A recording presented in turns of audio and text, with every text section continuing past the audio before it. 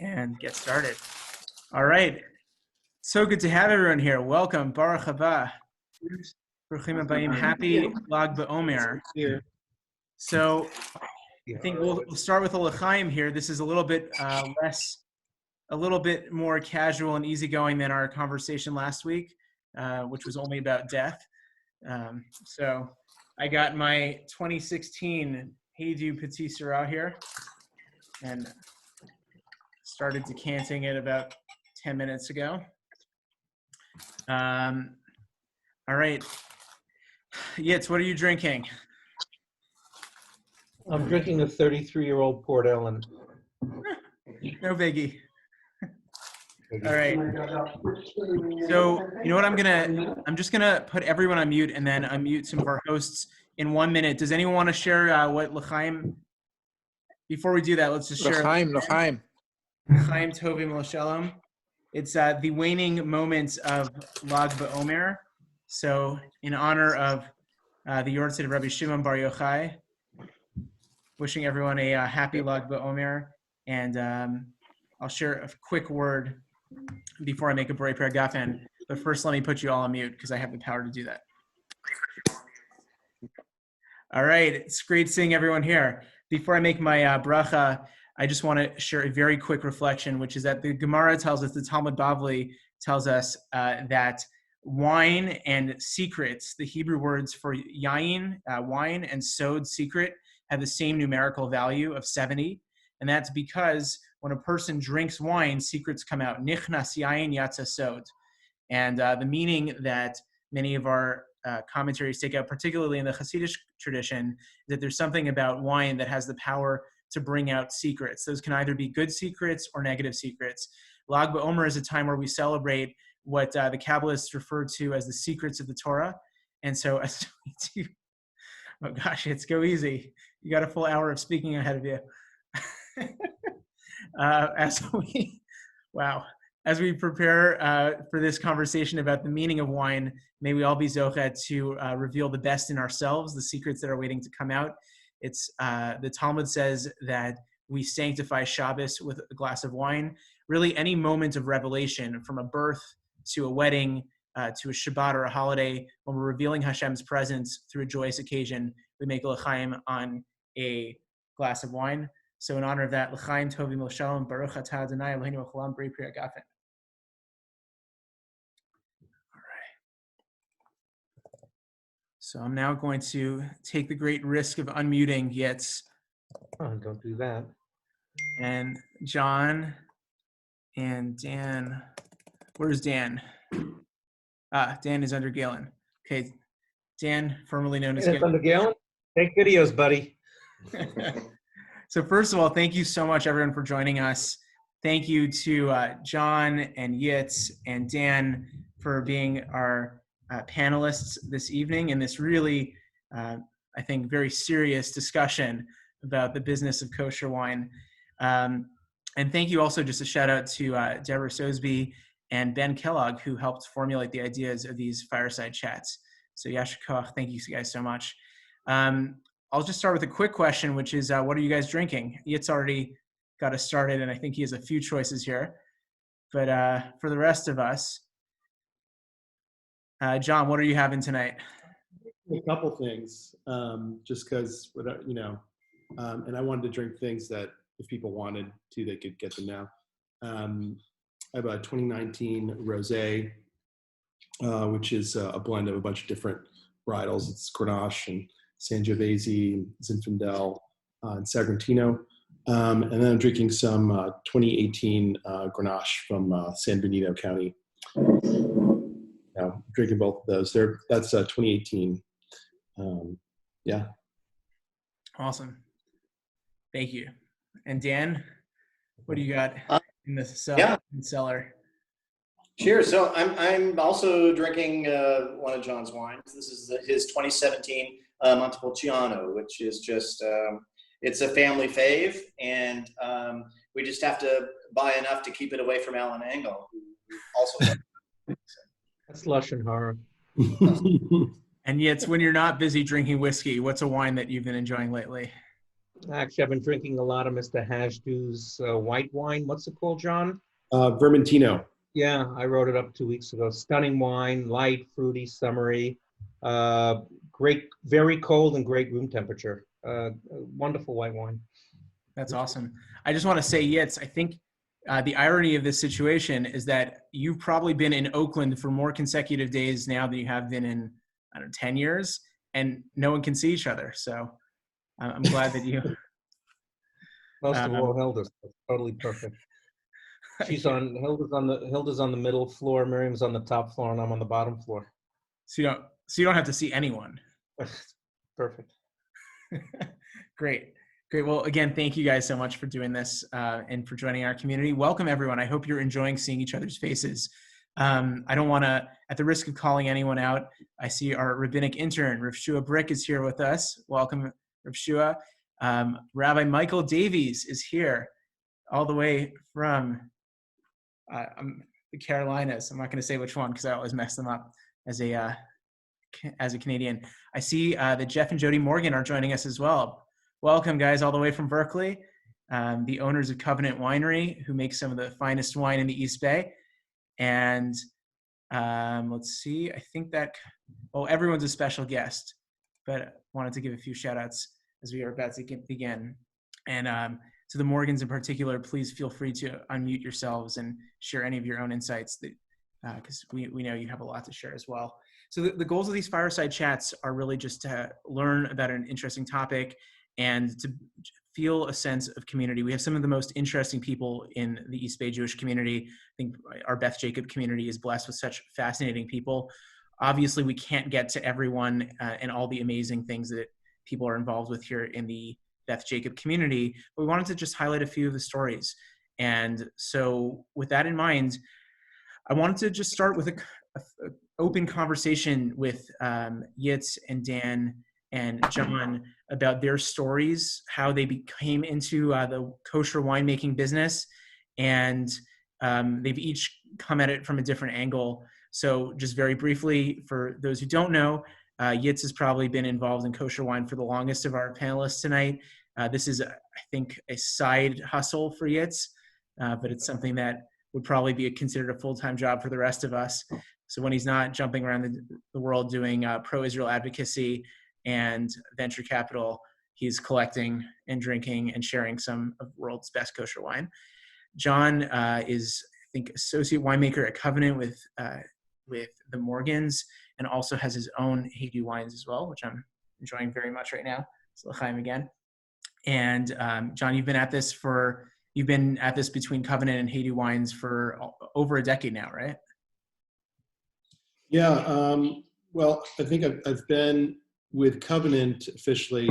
I'm winemaker at Covenant. Jeff is also co-winemaker owner. But I've been with them. I started with them in 2008, but really even before that, back into the beginning of 2000 or the end of 2003, wow. When I went to work at Herzog, Covenant was there. So I worked on every vintage of Covenant since the beginning, since it was started. So, wow, that's awesome. Yeah. So I've known Jeff. I guess I've known Jeff since 2003. That was when I came on board. Amazing. And finally, last but not least, a Renaissance man among us, and probably the most quietest to share his own praises. We have Dan Levin here.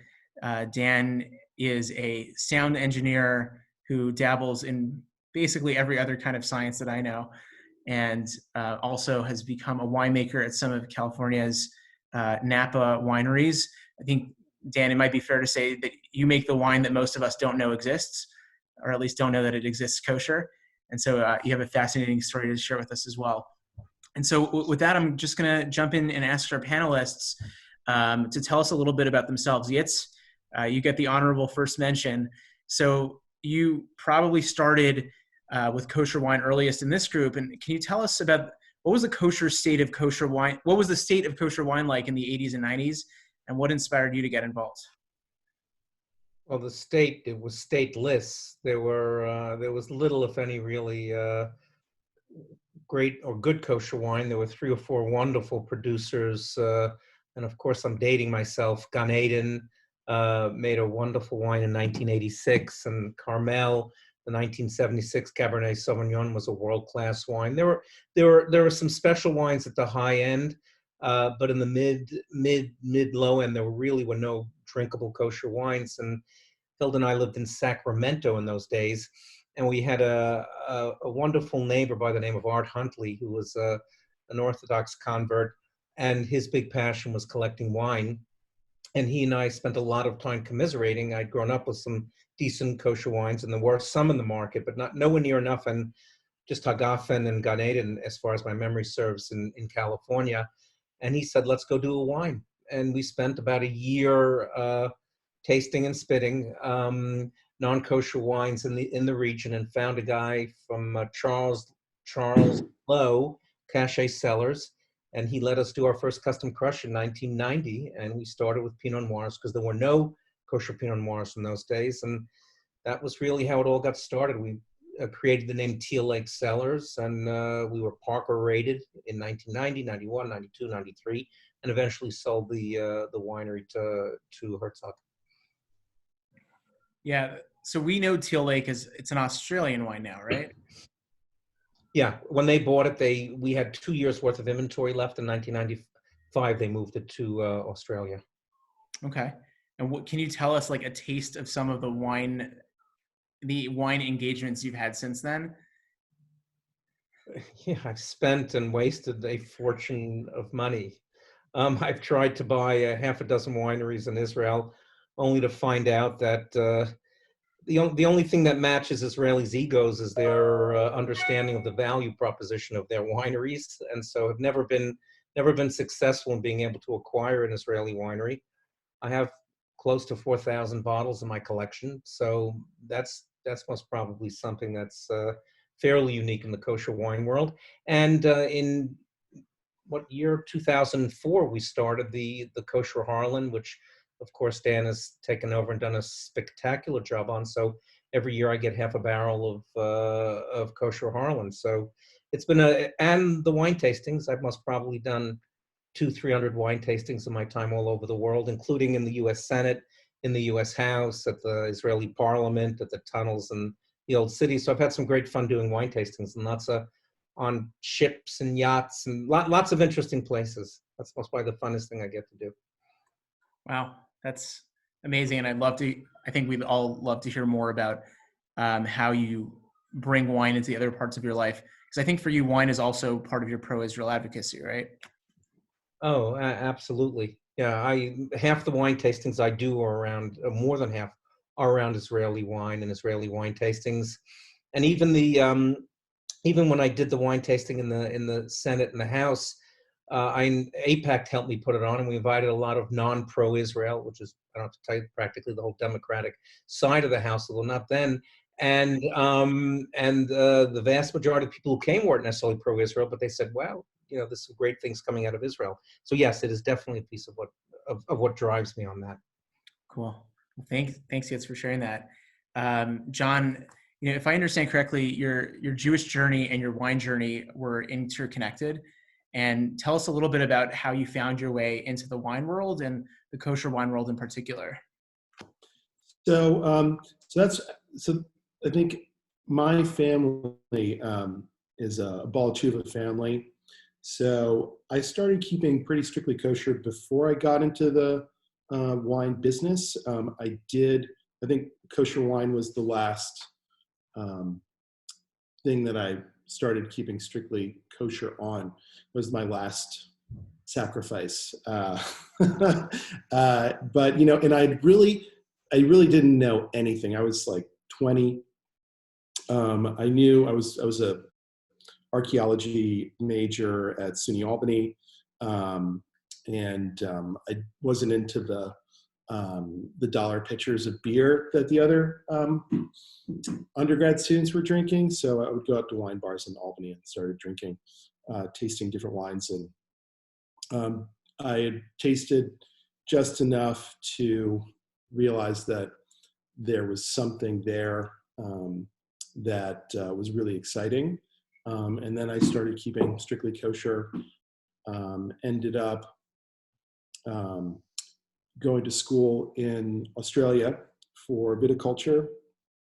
So I was studying just outside of Melbourne and working for some of the vineyards in Yarra Valley. That was in 2002. I got an internship at a non-kosher producer in Santa Rosa called Copan, and it was also a custom crush facility. Custom crush facility is a winery that will rent out space to other producers that don't have the capital to buy their own winery. So they'll just rent space essentially. The winemaker there actually, and a few other people were already connected to Covenant. I already heard about Covenant before I started working at Herzog Wine Cellars. But so I did my internship, really small lot producer, tiny wineries, small lots, mostly Pinot Syrah. Really just, it was brutal. It was brutal. It was like, it's like 16, 17-hour days, like, and I was the only one who wasn't working 7 days a week. So I wasn't the most popular person there. I'll leave it at that. But I did learn a lot. I went to work for Herzog for a few years. And while I was there, I met Jeff Morgan and got to work on really, I think what was at the time, really a unique wine, a really top-notch Napa Cabernet, kind of just really focused on small lot, high-end production. Learned a lot from Joe Herleman, the winemaker there. Peter Stern, actually, who was at Yarden, he was actually the one who hired me back in. He was our consultant also. Love Peter Stern. Yeah. Yeah. Great guy. And I went to work for Carmel in 2006 after that. So I was there for a little while, really just about 6 months, like a harvest. I came back and met my wife, who does all the artwork for my labels. She was in New York. I was kind of in between harvests. Oh yeah, I do. Yeah. We're big fans. So we were dating in 2007, and I told her we're moving to Northern California. So I didn't really have anything lined up exactly yet, but Jody Morgan called me. She's like, "What are you going to do? What's your plan?" And I told them I was moving out to Northern California, and she said, "Well, don't take a job right away." Because they weren't making their wines in Northern California. They were making their wines in Southern California, at Herzog. But when they heard I was moving out there, we figured out a way to work together and move Covenant's production, expand the production and move it up to Napa. That was in 2008. So I started my own brand in 2007, made like 3 barrels of wine, Grenache and Syrah from Santa Barbara County, and kind of slowly grew that to a little over 1,000 cases that I make now. And I think right now we're making, between our production at Covenant and the Hajdu production, it's probably over 30 different wines that we do every year. That's awesome. Thanks, John. And special welcome to Dan Levin, who got in just in the nick of time. Thank you so much, Dan, for making time and getting on the tech. For those who know Dan, I think he enjoys things that he can do with his hands, and wine definitely falls into that. So Dan, thank you for spending the time getting yourself on Zoom for what might be the first time on a Zoom session. And Dan, I want to ask you, my guess is you probably are the most recent of our 3 panelists to get involved in kosher wine. I'm sure you've been drinking nice wine and nice kosher wine for longer than that. But I just want to share with the group that my first year here in Oakland was the fall of 2014. And I had just come off my first high holidays. I don't know if you remember, but I'm sure they weren't my finest sermons of all time. and it was just an exhausting, overwhelming period. And Dan just invited me, I think it was a Wednesday in October of 2014, to come up to Napa with him. And I got, Dan, you picked me up early in the morning with freshly ground, freshly brewed coffee. And I think it was mock crab to eat for lunch in the trunk.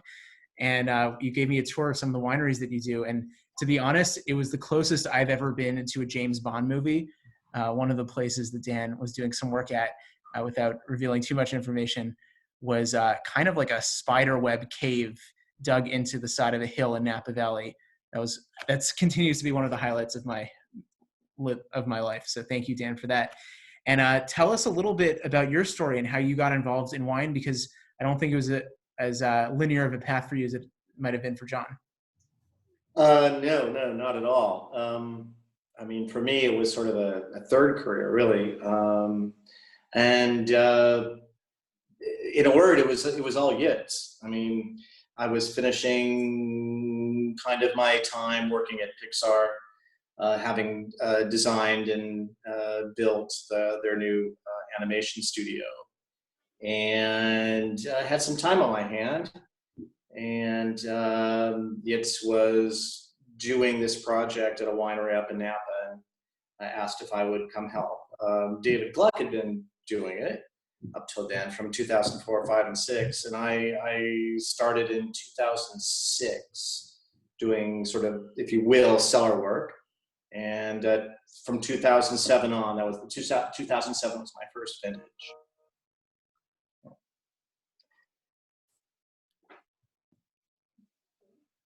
Can you tell us a little bit more about, what you've been doing up in Napa without breaking any confidentialities? Sure. So the facility that you would refer to as the Spy Cave is sort of it's a club situation. You join as a member, and once you're in, you can buy their wine or not, whatever. So from there, making kosher, doing the kosher program there, various members discovered that we were making kosher and were clamoring to take some as well. And one thing led to another. And in 2013, 2 of the members approached me and asked if I would be willing to make kosher wine for them as well. So from 2013 on, I've been making kosher wine at 3 non-kosher wineries, if you will, up in Napa. These are relatively high-end wineries, though the club place, the wines are not available for sale. Sorry, it just is what it is. Join the club, buy the wine. The other 2, the wines are now coming to market for sure, so they are available. One of them is even available at Oakland Kosher. So that's amazing. Well, Dan, to kind of follow up on your third career transition, what are some skills from earlier parts of your life that you found have been helpful to you in winemaking? That's a great question. Chemistry, woodworking, metalworking, but I think really the one skill that really tops them all is don't laugh, is child raising. Because I think that to make wine is somewhat akin to raising kids. They come out, you have to do some work, you have to get them going, but ultimately they are who they are, and it's kind of your job not to screw it up, but to help develop the keen elements of personality and nature that your kids have, and same with wine. So I don't know. Maybe it's the wine talking, not me. What do I know? Fine. Well, Yitz, I don't know if it's going to be you talking. Thanks, Dan. If it's you talking or the bourbon or the whiskey, I couldn't quite see what that was before. But back to you, Yitz. You have a reputation, I think, in Northern California, but probably nationally, if not internationally, for being a bit of a wine explorer. I think you write a weekly column on your new favorite wines and tasting notes, and you've definitely traveled the world, tasting, finding, and sometimes even creating opportunities, as we've heard from Dan, to actually create kosher wine, or at least access to wines that wouldn't have otherwise been available to people. So first of all, what inspires you to do this? Like, where does your passion for wine come from? Well, I think it's more driven by people, Rabbi, than it is by wine. I think that, as you know from the many dinners we've all had together, that if you put at the epicenter, in particular on Shabbos or on a Chag, if you put at the epicenter of everything you do, a little bit of Kedusha, and especially kosher wine has a lot to do with it, that it helps you make friends a lot easier, and it raises the level of your enjoyment. I'll tell you one quick story. It was Aaron and I were in Belfast for Shabbos at a really spectacular hotel, really the nicest hotel in Northern Ireland. And we met a bunch of friends there, and I ordered a case of Israeli wine, and they ordered a case of Irish whiskey. But we had from both sides of the aisle, from the Protestant side and from the Catholic side, and a lot of some interesting members of parliament. And we spent the entire night singing Zmiris and them singing Irish folk songs. And by the time the night was over, everyone had gone up to heaven and back. So I think more than anything, what drives me is obviously the wine. I have a reasonably good palate, and hang out with people like Dan and Jonathan who have great palates, and so it's birds of a feather, and it's a great thing to be able to talk about and congregate around. But I think more than anything, it's the sharing and the giving and the participating, and the fact that you get to make a bracha and even bench sometimes, which I usually, of course, don't, but really get to create the whole meal. Do you want to tell that to the rabbi? Yeah, that's true. I have a lot of other confessions around my post starting with them. Well, we have 46 of our best friends here, so why not? I'll just get started. So that's what drives it more than anything, Rabbi. That's great. And you just shared, I mean, that story about Belfast was awesome. Could you share maybe one story about a wine you never expected you'd be able to try and what it's meant to you? Yeah, I'd say I have tasted, but I've never really tasted any first growths. And those are the 7 great Bordeaux's, but I have a bucket list, and then I have this wish list that before I die, I want to make sure I get that done. And one of them is to make a kosher first growth. And it's going to happen. I don't know when, but I have had in particular a particular vintage of Smith Lafita 2000 release as a wine I never thought I'd get to taste. And I actually went to the winery and tasted the wines out of the cask. These were all kosher at that point. And I'd say that was one of the high points of my whole life, was to be able to be, it's kind of, you always want to be like the other guy, but at the end of the day, we have it better than everyone else. And then if you just add to it the fact that we have so much more choice now, and starting with wines like the Smith Lafite, and I have to admit, the Harlan wines that Dan makes are 100 Parker, 99, 98 Parker, and we drink it at our Shabbos table and share it with lots of people, and that's a pretty big deal too. Yeah, I think I've had the opportunity to try that. Well, it's always fun to be the rabbi of interesting people, and I've had the opportunity to try a few of those as well. And I think I'm a novice when it comes to wine drinking compared to anyone else here. But those were some really memorable tastes of wine as well. So thank you for that. Thanks, Dan, and thanks, Yitz. So John, I want to kind of move back to you for a minute. So you have a really interesting experience as a winemaker, because you've been an intern and worked at some really large, relatively large kosher wineries. You mentioned Carmel, which I think is historically the oldest and the biggest kosher winery in all of Israel. And then you've also had the experience of boutique winemaking. Yeah, go ahead, John. No, go ahead. Yeah. So you've kind of had these two experiences, both relatively large scale kosher and boutique kosher winemaking. So can you tell us some of the advantages and disadvantages of producing wine in both of these markets? Well, I think I've chosen a particular path, and that's small lot winemaking. It's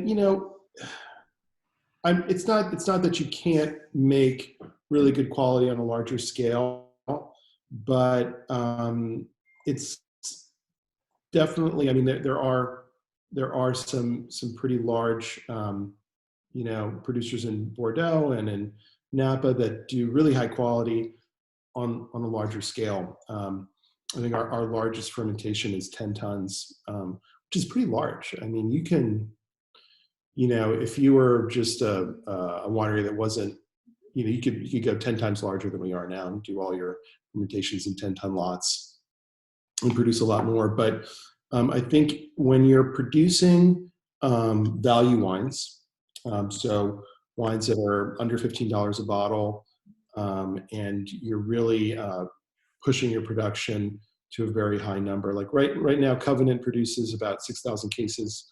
Herzog Wine Cellars produces over 200,000 cases. Carmel used to produce about 1 million cases. Probably anything you would see on a shelf in Trader Joe's or Safeway or anything like that, those are going to be larger than that. More, they're going to be hundreds and hundreds of thousands of cases. At Herzog, we would bottle more wine in a week than I make in a year. So you're kind of limited in large scale production in what you can do as far as your attention to detail. And then just the sheer volume and the amount of work it takes to get that production into bottle, it really takes up a lot of your focus. Just getting it done, meeting that 3,000 cases of bottled wine every day, 7 months out of the year to get that into the bottle. So that's a challenge, and I'm not saying you can't do super high quality. You can definitely do it, but it's more challenging when you're doing it at that scale. That being said, I think I know we're going to talk about this later, but QPR and the price that you can charge, you need to be able to make a certain margin on every bottle. And if you can scale your production, then you can actually bring your price down. That's something that you can do, but that's just more of a business, numbers side of things. But small lot, high quality wine is really what I love to do. So I'm not going back. Not going back. I ran Herzog's bottling for a couple of seasons. So I bottled, over 400,000 cases of wine for them. And I would never do that ever again. You're living the dream. It's amazing. Awesome. Thank you, John.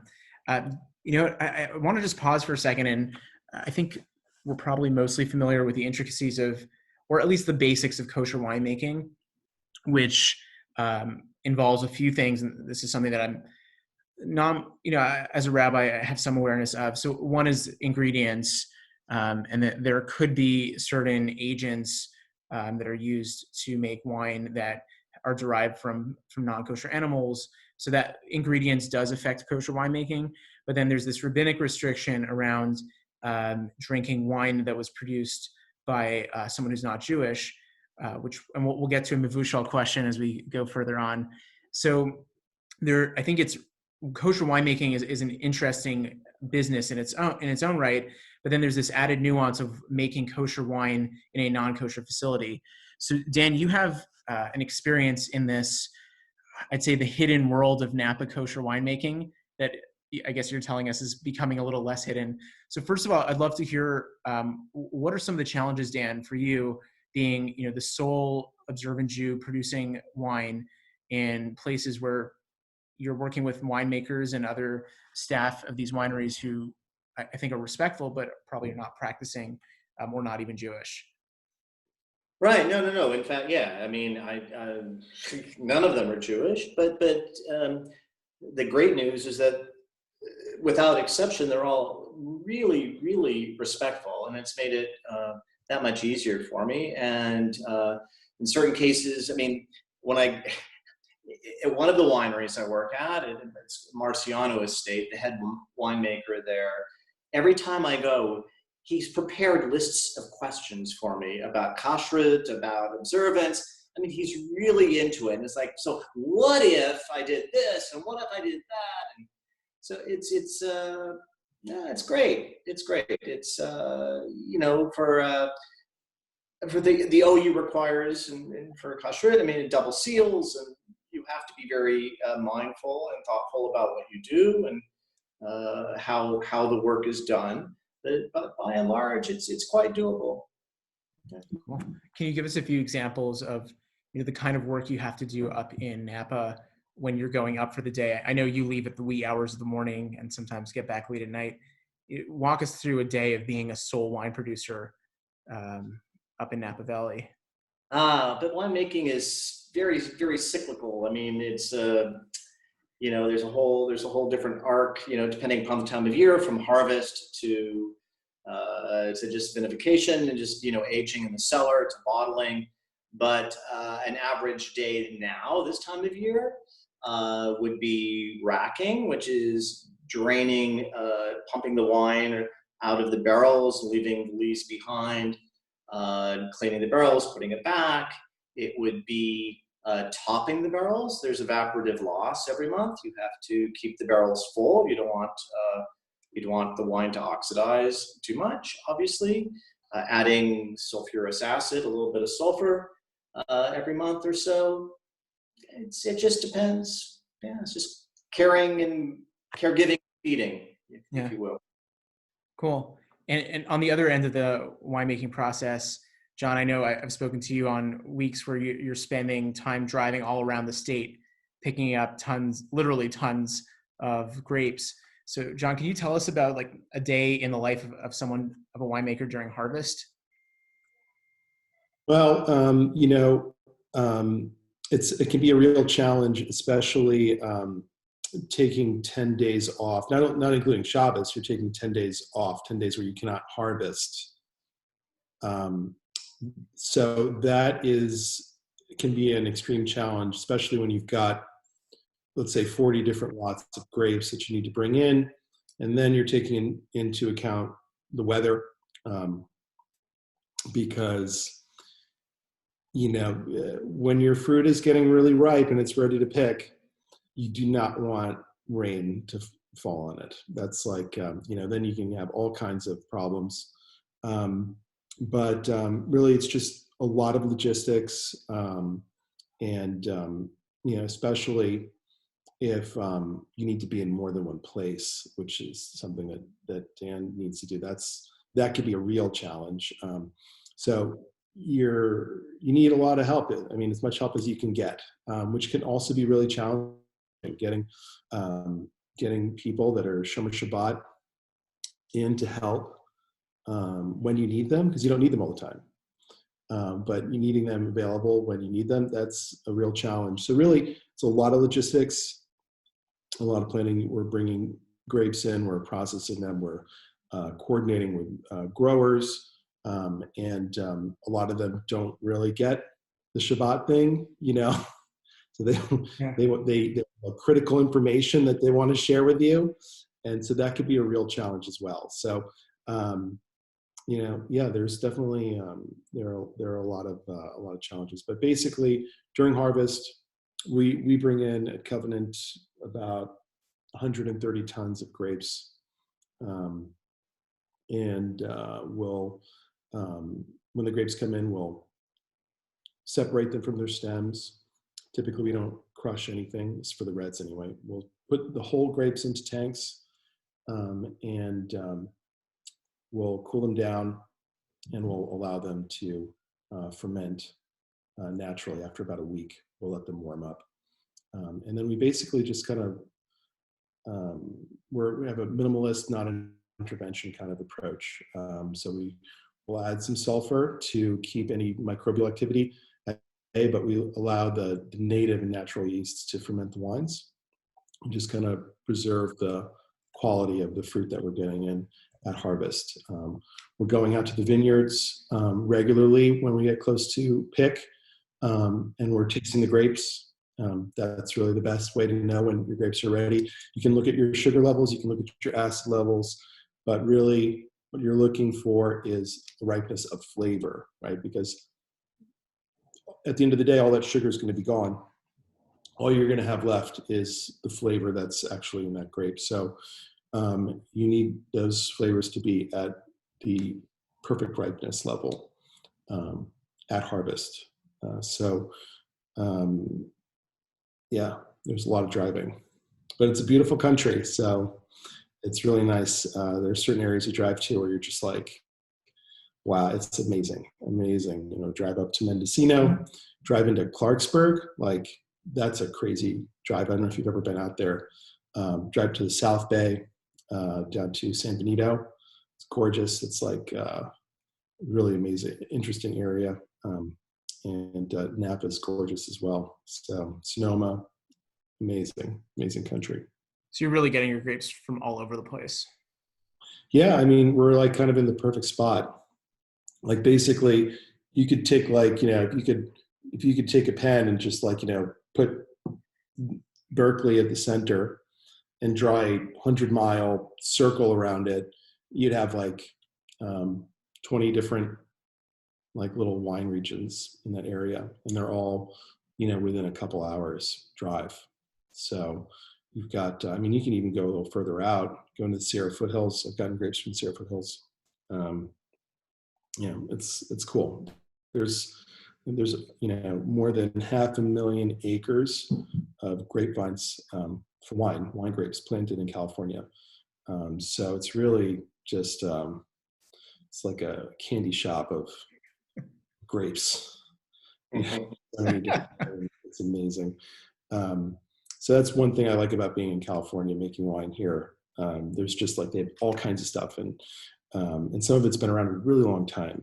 You know, it's not like they've gotten new plantings. They're planting all kinds of cool stuff, and now there's a lot of small winemakers who are into, like, these weird kind of varietals. So got to kind of compete with them for growers, but it's cool. It means they're going to be planting more and more interesting stuff, and that's kind of becoming a cool thing to do in Israel too. I think that we're going to see a lot of really interesting new varietals coming out of Israel, new plantings that they're doing, so that's Thanks. exciting stuff for kosher wine and kosher wine drinkers. So That's really cool. Thanks, John. And Yitz, you know, we just got to hear John talk about this amazing region, or maybe grouping of regions in Northern California. You said that you have a reasonably good palate. I've read some of your tasting notes, and I think you have probably above, let's put it as above average. Yitz, how would you describe the difference of California wines versus, let's say, European or Israeli wines? You seem, you know, you've definitely had access to wines from all around the world, and what makes you come back to California varietals? I like big, luscious red wines in particular. And I think there's nothing like a big California Napa red 100% cab. So I'd say I can't describe it any better than it fills your mouth with great flavors and fruits. And that would be the cherries, of course. That would be the California. But of course, I love the licking the dirt, licking the earth of Bordeaux, the dryness and the mustiness of French Bordeaux's I love.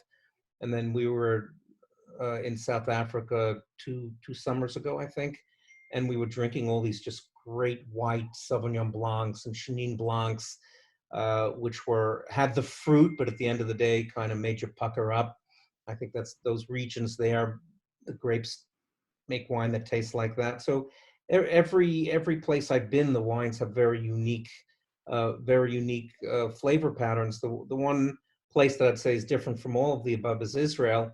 And it took me a while to figure out why. You can have Bordeaux blends, and you can have big Californias, and you can have experimental PVs, and you can have dry white South African tastes. And what I figured out, or I learned, was that most people go to study in Davis and they get their degree in enology or viticulture from Davis, or they go to Bordeaux. When you live in Israel, you've been to Australia, New Zealand, South Africa, and Bordeaux and California. You've most probably been trained in 3 out of the 5 great regions. And so they make wines the way they see fit to make wines. So in Israel, you can really get across, not in one particular winery, but across all the wineries, all the different tastes of the world you can get in Israel. And I've taken not a few people to Israel to taste on wine missions and wine tours and wine tasting, and they're always all very surprised at the diversity of the flavor palettes that come out of Israel. Cool. Thank you. All right, guys, this is, I guess, in some ways a quicker question, but a somewhat controversial one from what I understand in the kosher wine world, and that is mevushal versus non-mevushal.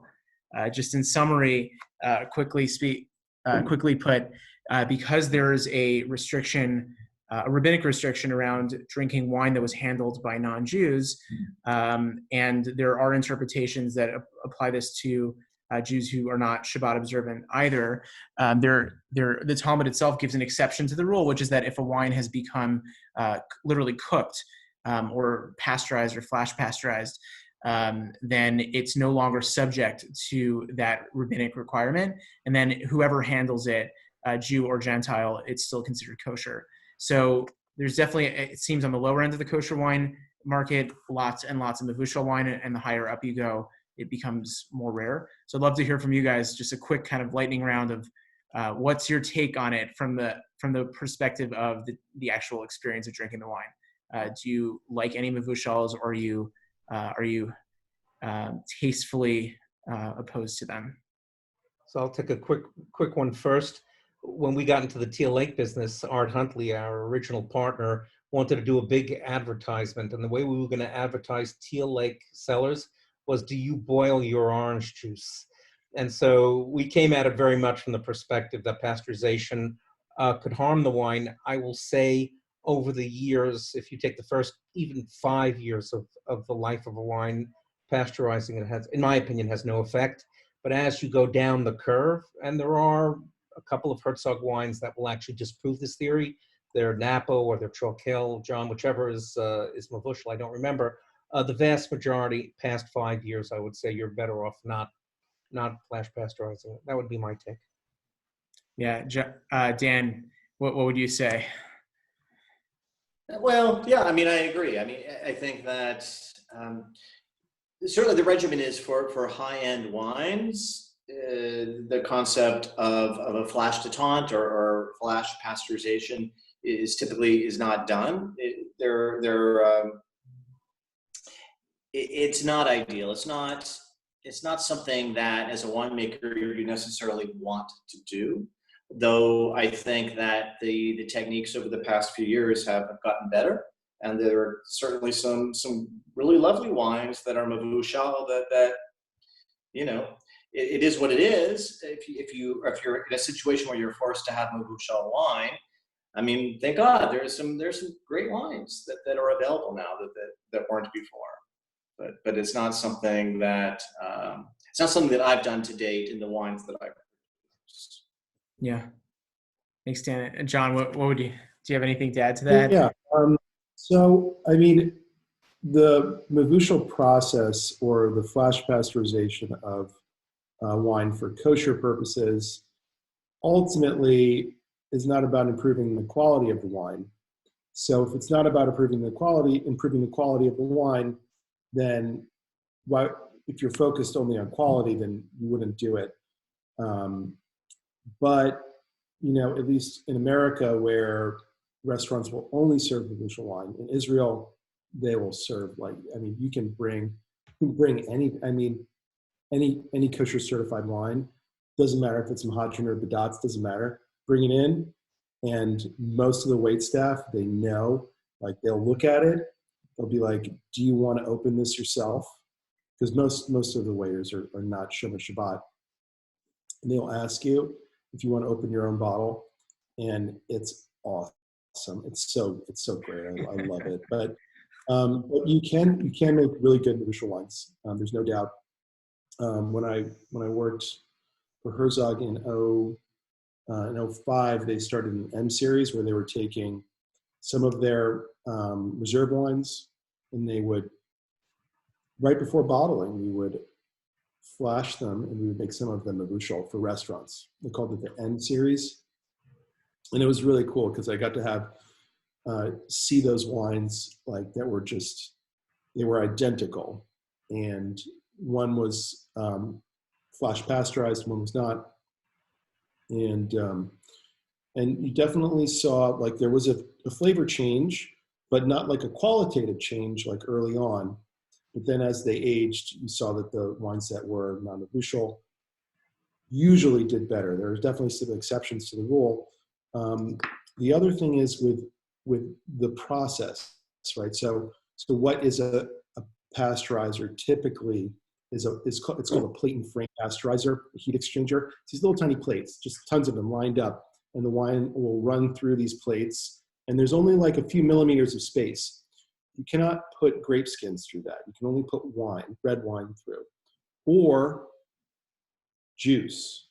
So white wine is made from juice. Like you press the grapes, you ferment juice. You don't ferment grapes, like whole clusters of grapes. So white wines and rosés typically will stand up much better to a flash pasteurizer because they're flashed before it's wine. Once it's a wine, it's got alcohol, it's got all these delicate molecules, compounds, and you hit it with heat, and it's going to have a lot more of an effect. So anything you want to do to your wine, anything you want to add to it, it's better to add it when it's juice, not after it's a wine. So there are ways that you can pasteurize or flash or make nebuchal a red wine before fermentation. You can actually heat the grapes, which is what Covenant does. Even that process, it definitely changes the flavor. We've made them like same grapes picked the same day, some through this flash system. It's called flash détente. But this is, technology they're using typically in underperforming vineyards. So they've got a vineyard, it's got an issue, they send it to this machine. It heats the grapes up to 190 degrees, sends them into a vacuum chamber. When the grapes hit the vacuum chamber, they explode, they flash boil. And that process, because it's a vacuum, cools it down, right? So it takes it from like 190 down to about 90 degrees with no cooling. It's just the actual boiling that's in a vacuum because your boiling point goes down. And it does certain things. It removes water, right? So if you have grapes that aren't ripe enough, this process will actually remove water. It'll increase your sugar level. It also extracts more color, and it removes certain heavier compounds. So if you've got certain flavors you don't like, it'll remove those from the wine. So there are definitely some benefits to using it, and it does make the wine nebuchal, but I still usually prefer it without that process. It's going to be a better wine, even like using the best technology that's available. Thank you. Wow. I feel like I've learned more about chemistry and winemaking in the last hour than I have in the last few years. So a few kind of more quick questions for you guys. And I realize the hour is getting late. And so I'll ask probably three more questions. And then if anyone in the group has any questions, feel free to throw them into the chat. You should find a chat function on the bottom of your Zoom screen. So starting with you, Yitz, but really for everyone, there's a Facebook group that I'm on for kosher wine lovers. John gets a lot of love in that group, well-deserved. And I think, Dan, you stay under the radar, but there are probably people there who've enjoyed your wines as well. I'm curious to hear QPR quality to price. Secret forever. What's that? He said he can't stay a secret forever. They're gonna find out. You're gonna find out, and I think Yitz, you happen to have your own fan club through all parts of the internet. I think including on that Facebook group. I'm not sure if you're part of it. A lot of people, there seems to be two groups in that Facebook group. There's the group of people saying, hey, I just found this incredibly exclusive wine and I'd love to tell you about it. And then there's a group of people saying I just found this $20 bottle of wine in the Tel Aviv Shuk, and for QPR quality price ratio, it's one of the best things I've ever had. So for you guys, I'm curious to hear a little bit more, what are your perspectives on QPR and quality to price ratio? And what do you think is the perfect medium between those two factors?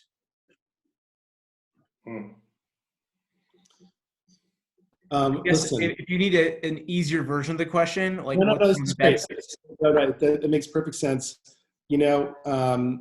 Everybody's looking for that unicorn bottle that it's like $1,000, but only costs like $15.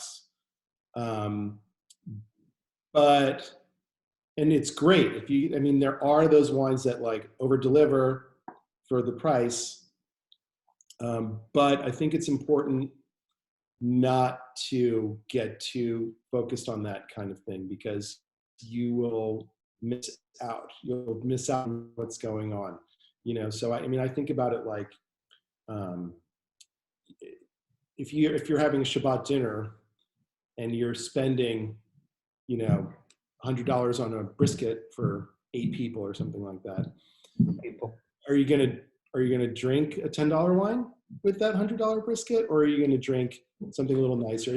So it's about your food, it's about your meal, it's about the experience, and it's awesome if you can find those deals, and if there are producers that can keep their cost points low enough and really deliver quality, that's awesome. I'd love to see more of that, honestly. But I think it's, I hear people, they really focus on it, and I think it's not the best thing to focus on. I think it's good, and it's not just the kosher wine groups that are focusing on this stuff. There's I think Wine Spectator has their top 100 ones. I can't remember what they call it. They don't call it QPR. They call it something else. But there's definitely other places, and I think there are a lot of old producers out there, not in the kosher market. Kosher market's kind of new, but I like my roommate. It's like a 6th generation winemaker from Provence. Like, they don't have any debt. They don't have any like overhead. They've got, great wines that they can produce and still make a profit and charge like less than $10 a bottle. That's like, when I see people doing that, I'm just like, how do they do that? And it's interesting stuff. And there are people who can, but I think that's when you get into scaling your production up. And there's a lot of challenges to small producers doing that. I think on the spectrum, I've had $100 and $200 or euro bottle of wine that tasted like they were $10. I haven't had many $10 or $15 bottles that tasted like they were 100 or 200. But I get huge joy out of, I'll pick 2 examples. Hajdu's Montepulciano. I don't know how much it costs, but about $40 a bottle. I don't pay for it. I steal it from his house. But if I were to pay for it, I assume I'd pay $40 or $50. And it's $150 or $200 bottle of wine in my mind. Or Jezreel Valley makes couple of wonderful wines in the $30 to $40 or $40 to $50 range, and I'll drink them with my best meals. So I think, Rabbi, that if you're chasing your life to find QPRs, you're going to be very, very disappointed. I think that if you drink lots of different wines and you find ones that you really, really like, and they're in that $30 or $40 range, those are the bottles to buy on the mid-range. And then you can always go with a great bottle of wine because you know which ones they are. That's how I would go about it. Yeah. Thanks. Dan, what would you add to that question? Well, that's so for me, it's somewhat complex in that enjoyment of a wine has as much to do with who you're drinking it with and the moment that you're drinking it in. I've had, I remember, for instance, drinking a bottle of Seagulls Unfiltered with Yitz and Hilda many years ago. And it will be a memory that I cherish forever. And I've had that wine 30, 40 times since, and it's just not been the same wine. And it just happened to be that moment. That said, I think that if you're looking for price to performance, which is what I call it, joining a wine club, the Covenant Club or John's Club. I just recently had the Landsman Field Blend. It was a beautiful bottle. And, It's not super expensive, really. It's a beautiful bottle, and so there are great bottles out there. It's just a matter of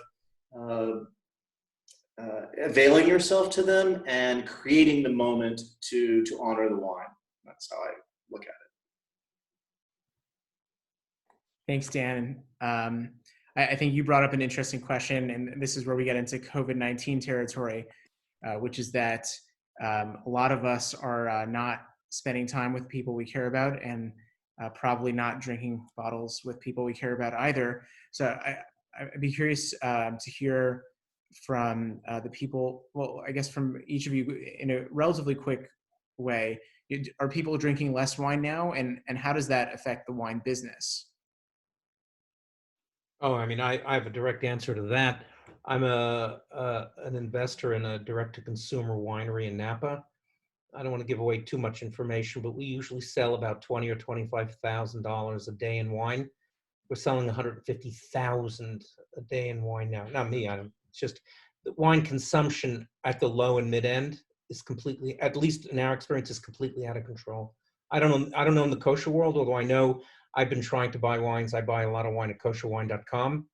They're out of most of the wines I'm trying to buy. So I think consumption is up exponentially. So it's not just toilet paper. Toilet paper, wine, and good whiskey too. Ask Seth if you can. You can't go on the auction sites because Seth is spending this whole time just bidding the prices up. But we're in a crisis, Rabbi. I'll keep that in mind. John and Dan, what do you think about wine in an era of COVID-19? So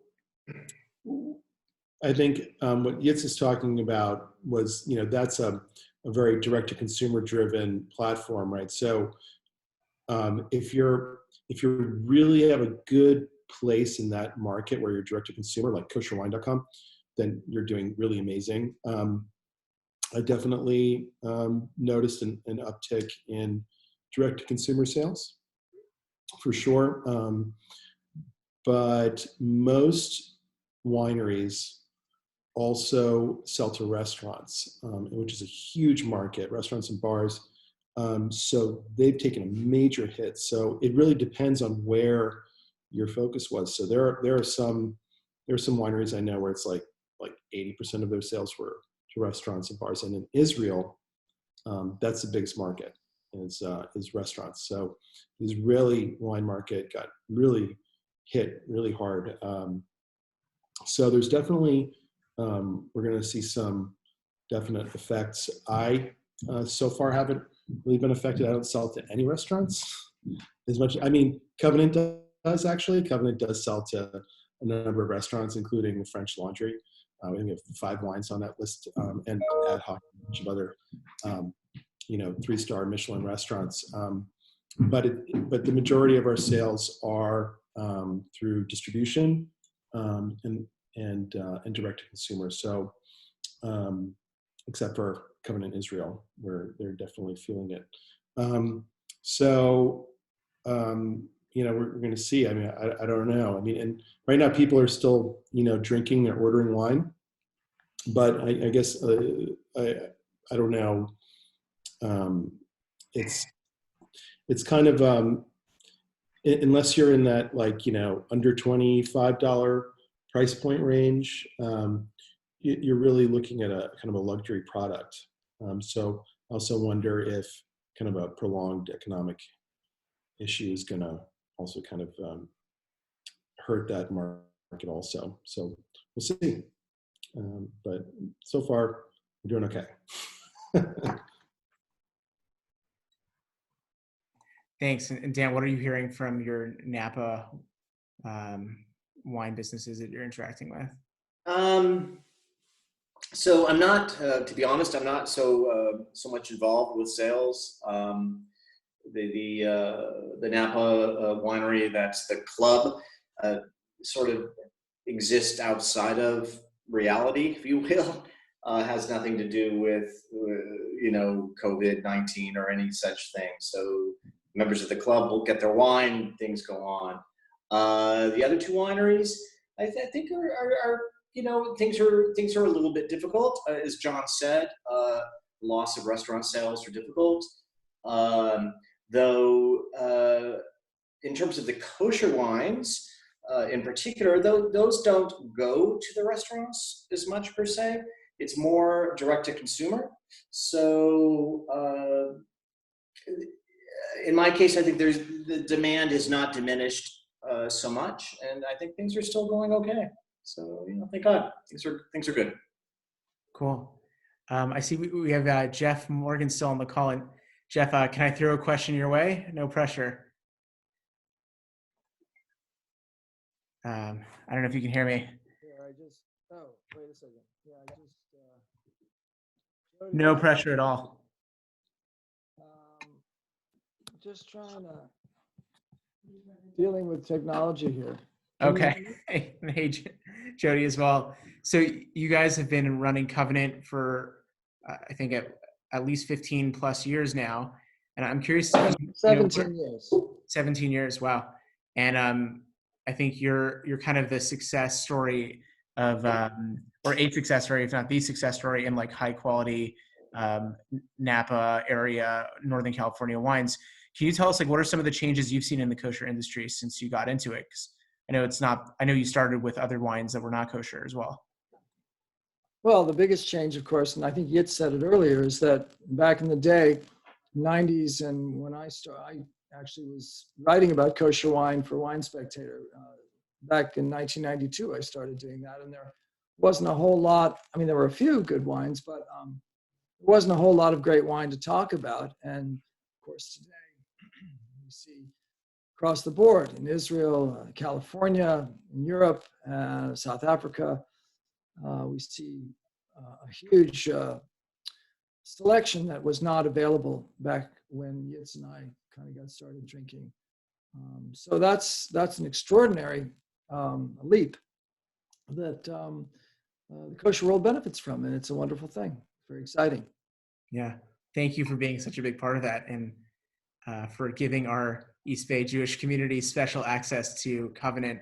I would just go and thank Jeff and Jody for opening their winery to so many events in the Jewish community, from Oakland Hebrew Day School celebrations, and I know they're big supporters of our sister shul in Berkeley, Beth Israel, and thank you guys for everything you've done for the kosher wine community and for the Jewish community in the East Bay. We've all We're happy to be here. That's why we left Napa 6 years ago, to be closer to all of you. Yeah. We did that. Awesome. Well, thank you for that.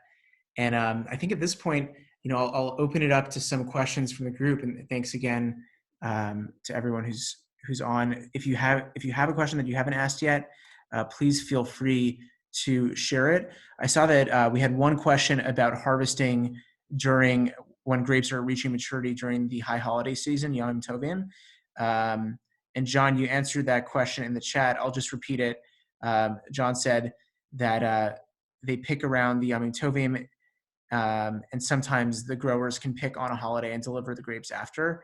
And I think, John, you made an important kosher point, which is that grapes are not subject to the laws of kosher and wine until they're pressed, until the wine is extracted. So the issues around having a mashgiach are not really required anywhere on the actual vineyards. So thank you, John, for that. I was going to ask actually a final question, and it ties into a question that we also had asked so far, which was for beginners, or maybe for those of us whose price range is, a $40 bottle for us might be, a once every few years kind of treat, or maybe an anniversary or a birthday dinner. Or do you have any recommendations for us beginners of like easy to access wines, starting out wines for those of us who are just jumping off from our favorite Manischewitz or Bartonura bottles, and bottles that might be in the more $20 to $25 range? I think I read in one of these wine groups that 30, 40, 45 is really where the sweet spot might be in kosher wine. But I'm curious from your perspectives, are there any wines below that price, A, and B, wines that are easy entry drug wines for those of us just getting into it? I mean, I think you should really just go to Jeff's house and drink for free. But I think you can come over here too. You can come by the winery and play some stuff. But I think, I mean, gosh, when I go to Israel, you can get good wines for $20 a bottle. You can get good, and a lot of those wines tend to be a little more expensive here. You know, but yeah, finding, you know, I think it's easier to find really good white wines, you know, under $30, under $25 a bottle. But finding really good reds here can be a little challenging. I think the Giron from Galil Mountain, some of those wines are really good. And so, you know, they really do deliver. But yeah, it's tough. It's tough to find really high quality, inexpensive wines, I think, in the United States. I think that's a true thing to say, which is why you should just come drink with us and you'll be fine. I'll be posting John's address after this is over. I'm sure Ellie's going to be thrilled. Yeah. It's good. I'll just set up a bar at the garage. I was thinking we'll do like a little speakeasy over there. Okay, like a socially distanced bar situation. Yeah, we'll do it. Okay, that sounds great. Awesome. And Yitz and Dan, would you add anything to the either wines for beginners or wines that are in that? Are you aware of any wine right now that really like stands out in the $20 to $30 range? So I don't have a ton of experience there, but I have been drinking blush wines and pink wines that I think are in that price range. I've written up a few of them that are in the $20, $25. There's some wonderful Sauvignon Blancs and Chenin Blancs, but I would agree with Jonathan that I don't know of many red wines in that price range here that I've been able to find. So I'd agree with Jonathan. Yeah. Dan, from your perspective, let's say away from the price question, if you were, if someone told you, I'd love to try a great wine, but I really don't have a palate for it, what would be the first wine you'd share with them? Wow. Great question.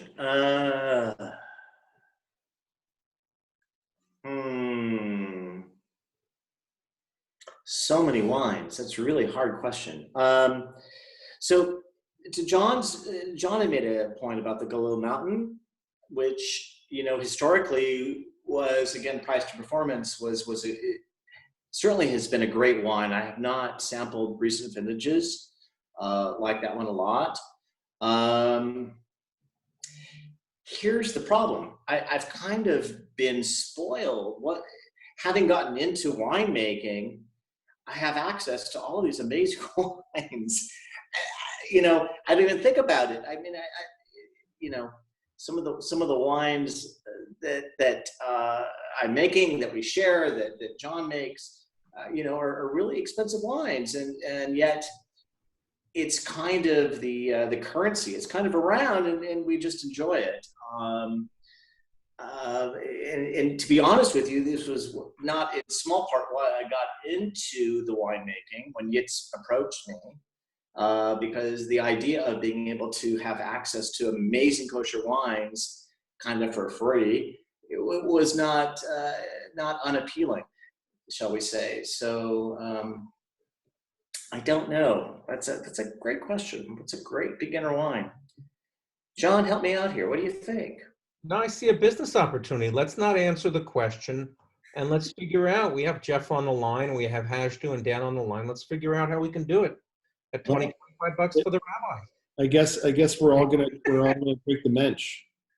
Can I just share an amazing Beth Jacobs story? I know the hour is getting late, and I'll leave you with this. But the rumor is that during Prohibition, one of my predecessors was employed full time at the Shul, but the Shul couldn't afford his full time salary, and so the rumor is that he was given somehow he was given permission to sell sacramental wine. To supplement his salary. So, you know, Yitz, John, Dan, if you want to get into the business with me, If Ellie wants to make an embarrassing caricature of my face and put it on sacramental wine. Yeah. Hey, that's good. I would drink that. You can call it Chateau Albert. Okay, Which animal would you be? You do an animal caricature? Yeah, that's a good idea. Yeah, I could tell you what guitar I'd be. I don't know about the animal.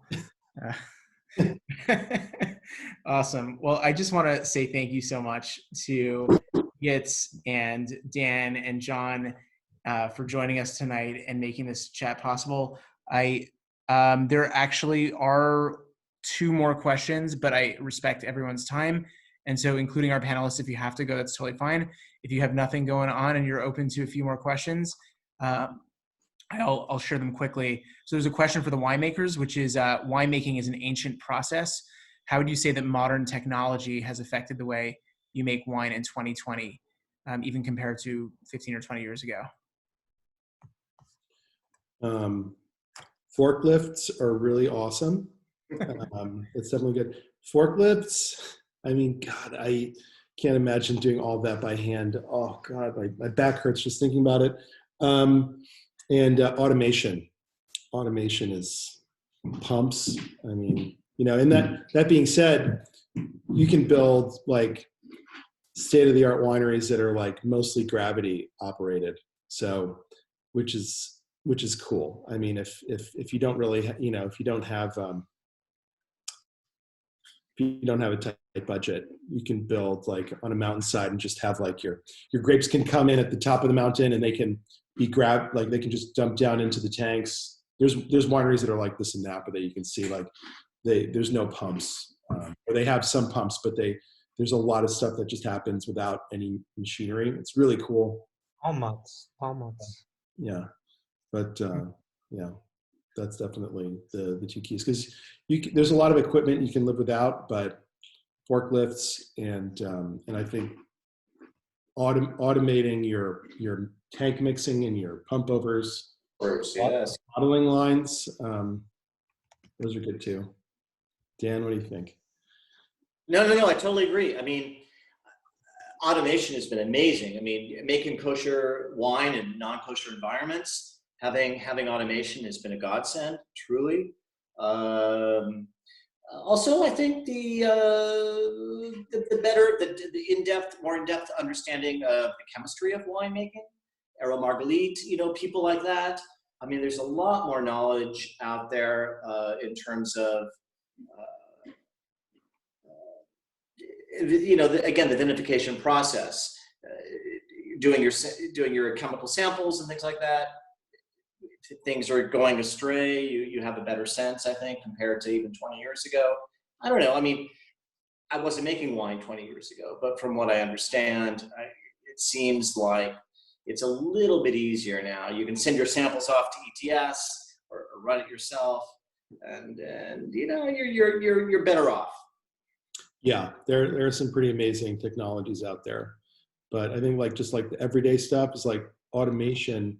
It's like you have to mix your tank multiple times a day when you have a fermentation, and during a 3-day holiday, to just not mix it at all, it's not ideal.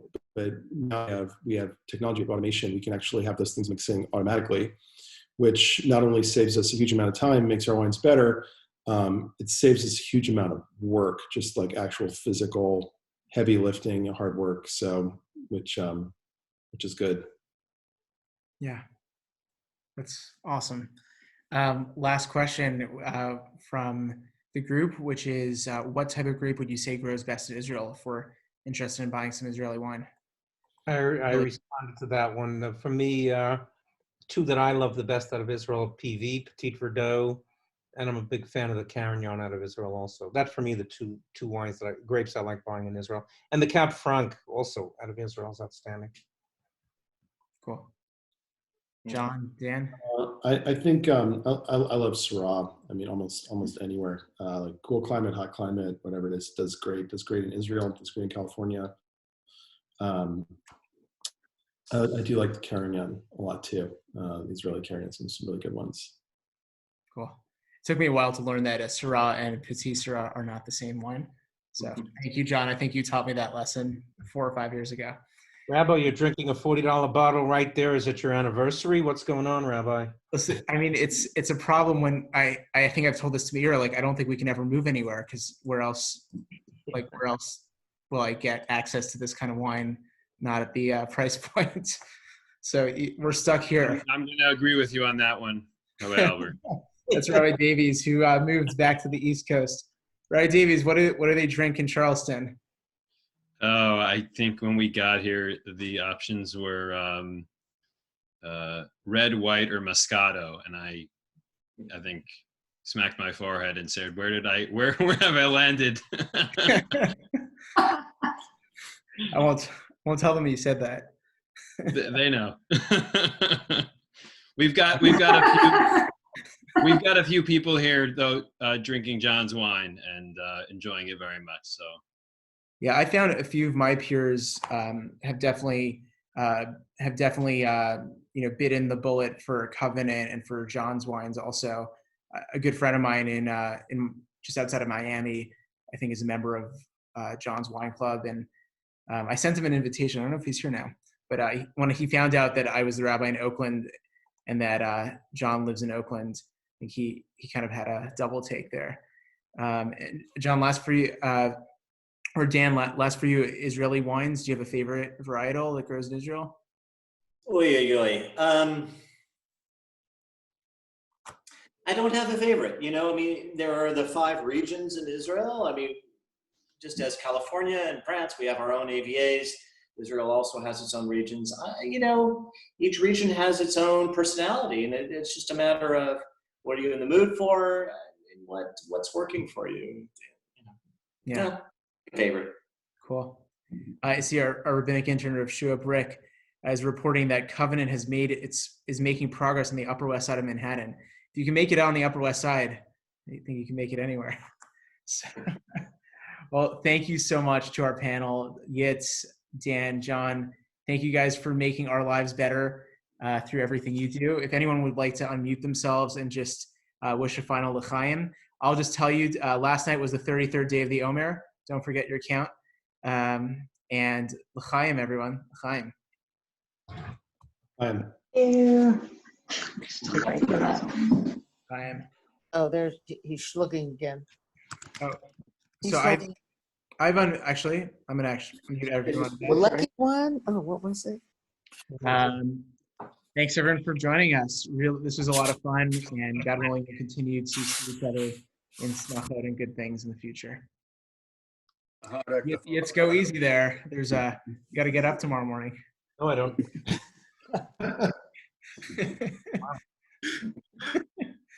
Awesome. Rabbi Davies, it's great seeing you. And I'll leave the meeting a second. Okay. Thank you, Rabbi, for putting this together. Thanks so much, John. Thank you, Dan. Thank you, Yitz. Hopefully we see each other in person in the not too distant future. And Joe Brick, thanks as well. Awesome. Lila Tov, guys. Jeff, it's great having you here. Welcome to Oakland virtually. Thank you, Rabbi. It's great to listen to the show and listen to my friends and colleagues talk about my favorite subject. Awesome. Lila Tov, have a great night, everyone. Good night. Take care.